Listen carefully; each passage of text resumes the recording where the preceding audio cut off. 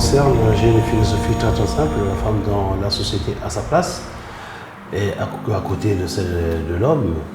Et en ce qui concerne les fonctions publiques, je pense qu'on ne doit pas faire une discrimination, positive soit-elle, pour les femmes.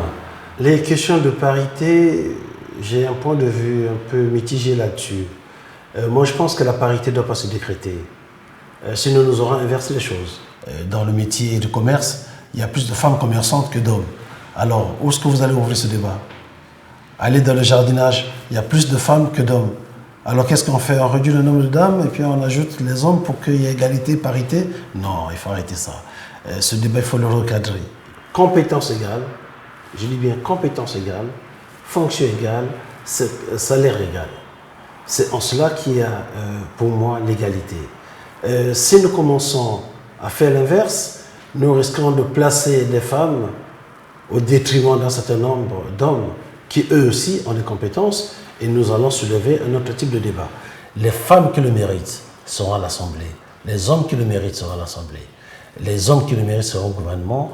Les femmes qui le méritent seront au gouvernement.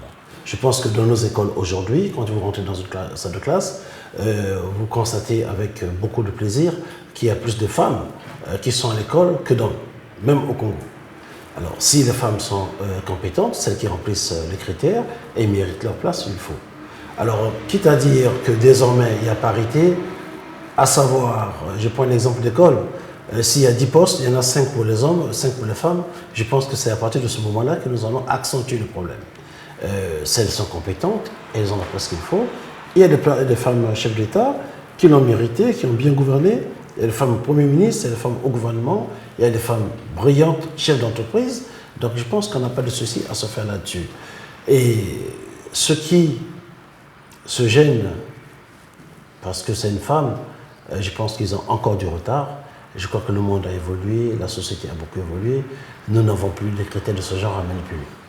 Dans cette salle où nous faisons cette interview, je ne sais pas qui est de culture traditionnelle ici. Nous parlons de choses qui n'existent plus. Arrêtons. Qui est de culture traditionnelle parmi nous? Qui lève le doigt, que je le vois? J'aimerais bien apprendre. Ça, c'est du passé.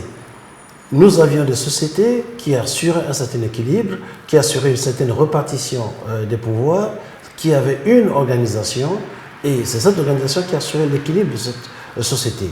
Mais ces sociétés-là sont passées. Elles ne sont plus dans l'actualité. Aujourd'hui, vous n'allez pas demander aux femmes de jouer le rôle qu'elles jouaient hier, et aussi aux hommes, parce que les hommes n'avaient pas toujours le bon boulot, même dans la société ancienne. Nos sociétés ont leur histoire, nos sociétés avaient des équilibres. Il ne faut pas oublier qu'il y avait des déesses dans ces sociétés-là. C'était notre culture, nous ne pouvons pas la répudier, nous sommes partis de là, mais à l'instant où vous m'interviewez, dans une entreprise moderne, aujourd'hui, quand on fait un appel à candidature, s'il y a une dame qui se présente, qui remplit les critères, on ne va pas retirer son dossier parce qu'elle est dame. Ce n'est pas possible. Oui, je suis pour l'égalité, la parité étant une autre notion. Femme soumise, c'est une philosophie de vie. D'ailleurs, elle n'est pas seulement bantou, pour parler que de nos sociétés, elle est même biblique. La Bible n'a pas été écrite ici. C'est parce que dans une relation entre père et fils, il y a quand même une certaine hiérarchie. Entre femme et homme, il y a une certaine hiérarchie. Mais la soumission, c'est dans le sens très noble du terme. C'est comme en entreprise. Les uns sont faits pour commander, les autres sont faits pour obéir. C'est tout. Quand la patronne est une dame, si le chef de service est une dame, même si nous sommes des hommes, nous obéissons. Nous ne devons pas abuser de cette expression « femme, soyez soumise » pour mater la femme ou la discriminer quand elle vient à un poste de travail, quand elle est compétente. On ne peut pas la nommer directrice générale parce qu'elle est femme. Et en termes de responsabilité, de mon expérience de chef d'entreprise, les femmes font mieux que les hommes.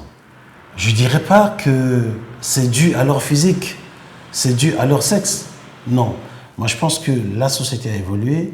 Nous devons évoluer avec cette société, prendre en souvenir ce que nous avons vécu dans les sociétés anciennes, en souvenir ne pas en abuser surtout.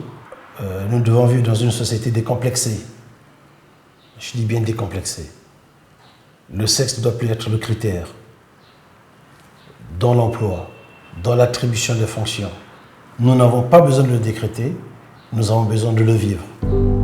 Intériorisons l'égalité hommes, femmes, pour que, avec les mêmes compétences, nous ayons les mêmes fonctions, les mêmes droits et les mêmes obligations.